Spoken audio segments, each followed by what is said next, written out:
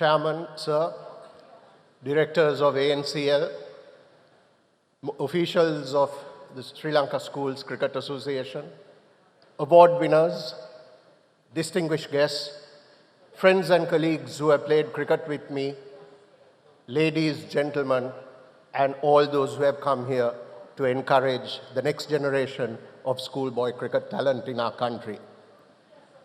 At the outset, I wish to thank the organizers ANCL and the sponsors Mobitel for inviting me to be your chief guest today.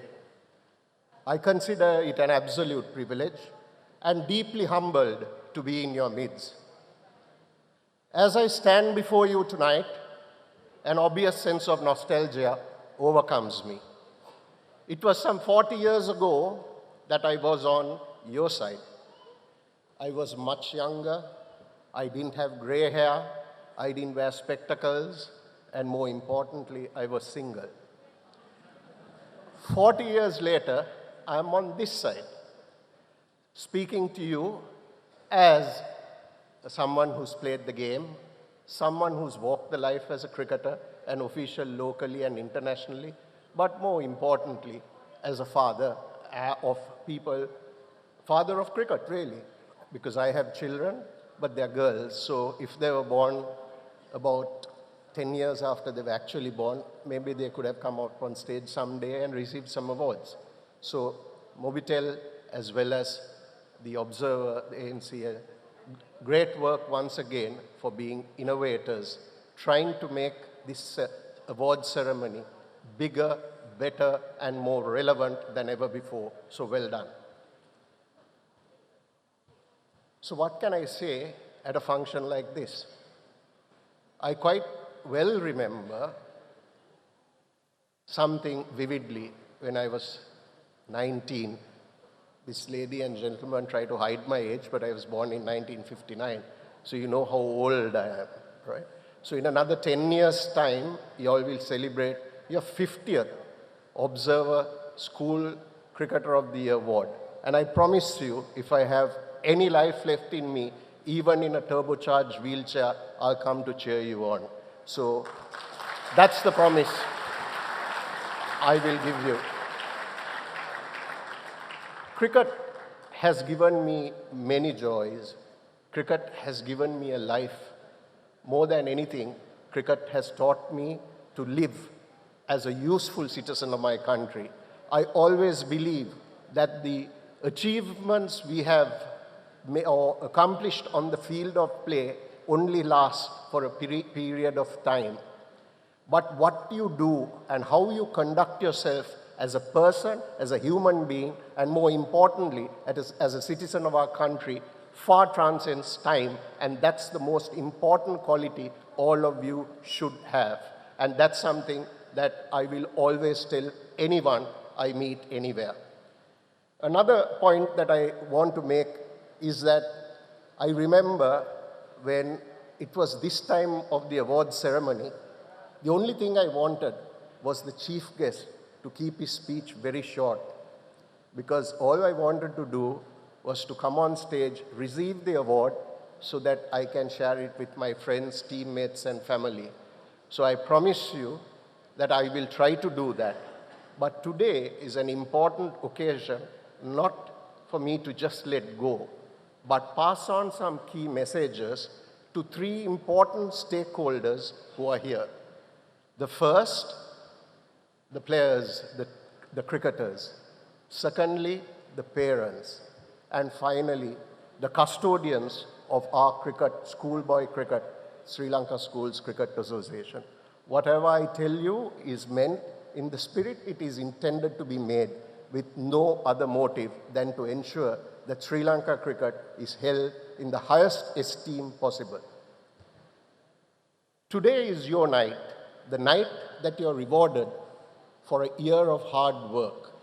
All the early morning wake-up calls, the training that you have done, the trials and the tribulations that you've gone through in a season comes to an end when you are recognized for what I think is a significant contribution to your school, to your team, and to the country. So when you come up to receive those awards, as some of you have done, don't forget some of the team members that are not here. They are the ones who helped you to score that additional run.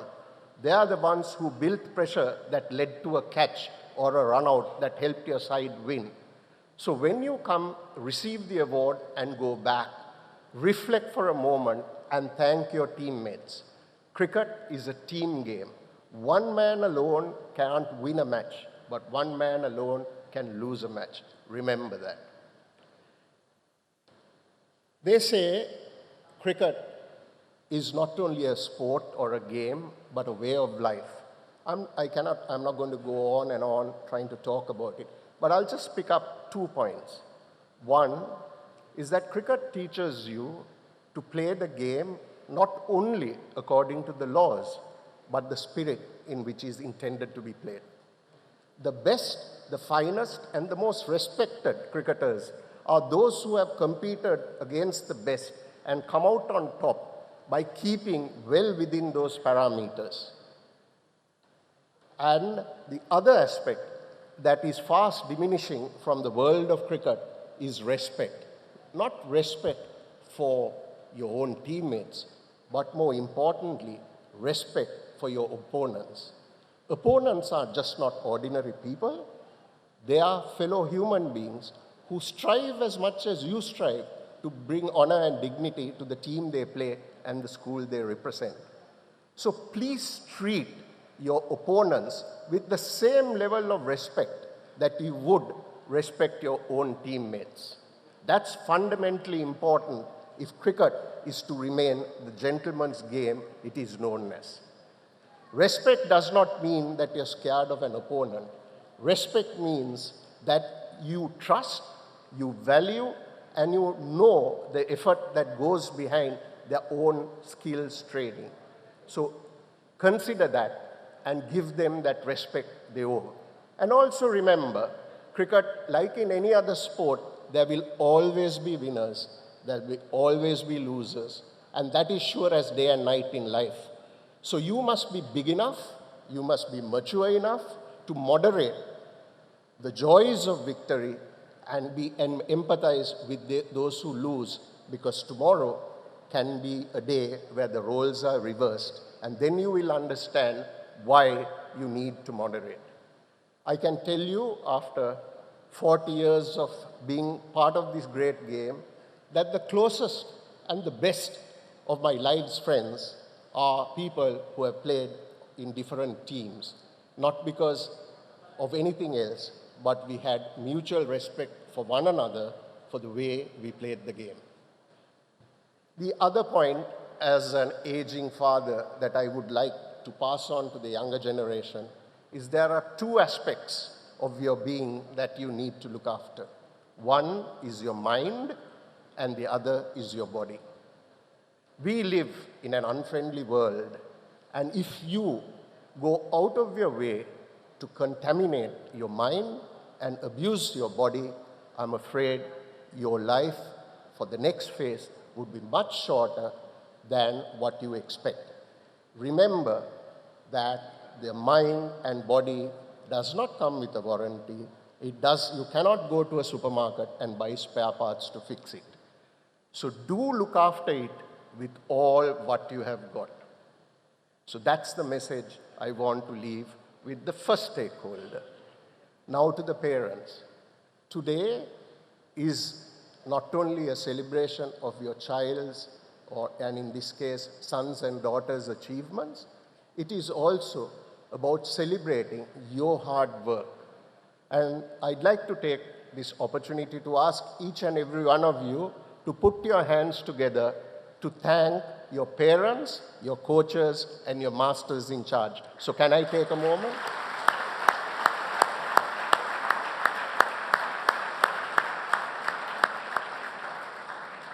Your parents have sacrificed much, but whilst I pay you a compliment from one hand, they say there's nothing called a free dinner, so I'm going to say something to you.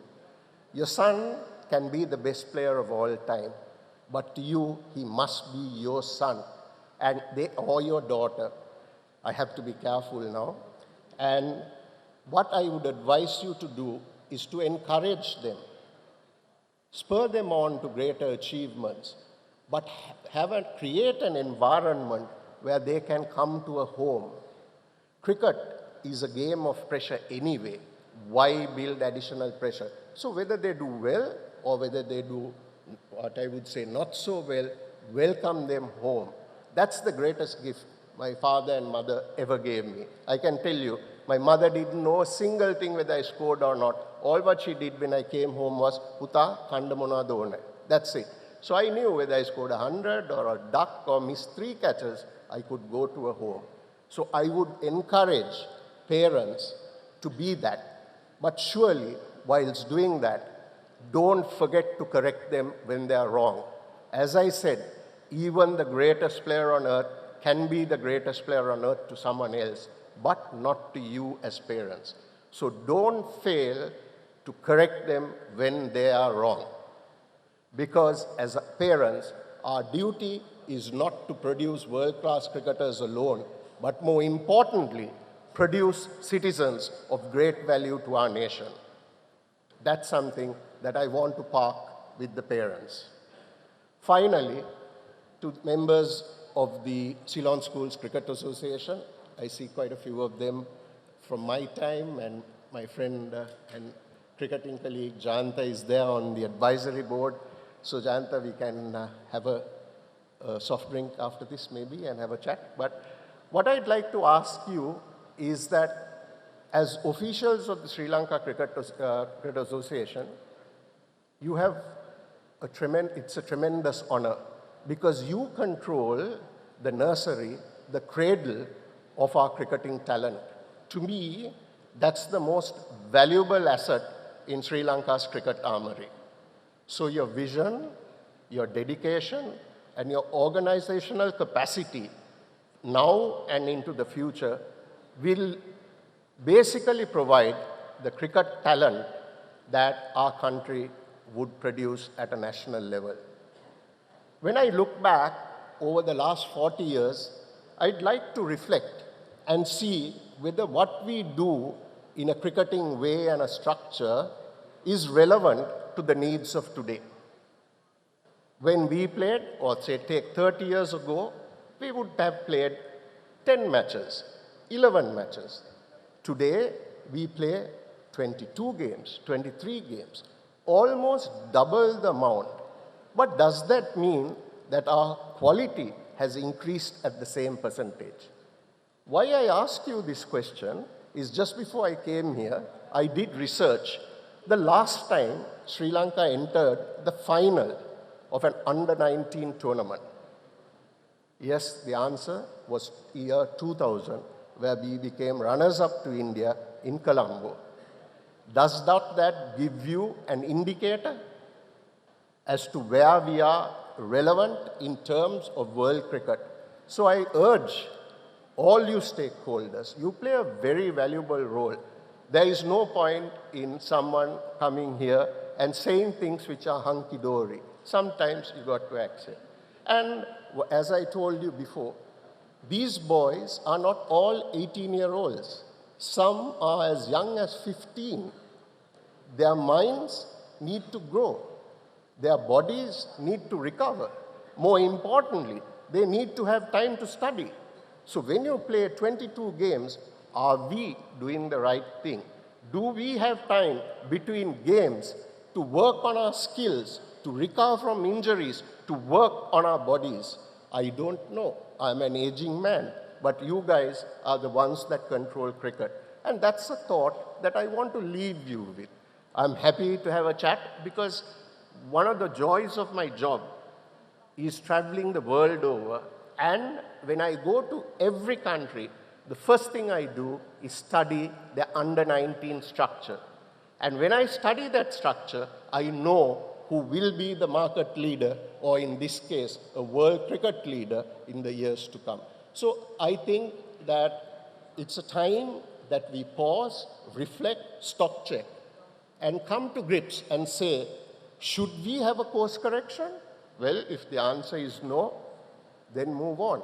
But if the answer is yes, let's do a brainstorming, because I believe that we have the talent and we have the resources to be market leaders or trailblazers as opposed to being followers.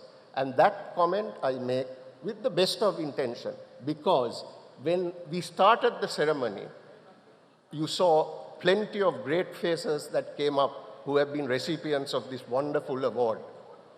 All but I can say is we are grateful and thankful to the system for having brought us here. We are just servants of this game, and it is in that spirit that you should focus your attention in trying to make us a better cricketing nation, and the cradle is with you all. So that's a plea, that's a request, and I make as a very average cricketer. So that's what I would like to leave you with. Finally, no event can be completed or done successfully without the organizational capacity and sponsorships. So I'd like to thank ANCL for year on year for having staged this function, which is getting better and better, and it is marked in the school calendar as cricket's spot of the year. And so is the thanks due to Mobitel for providing sponsorship.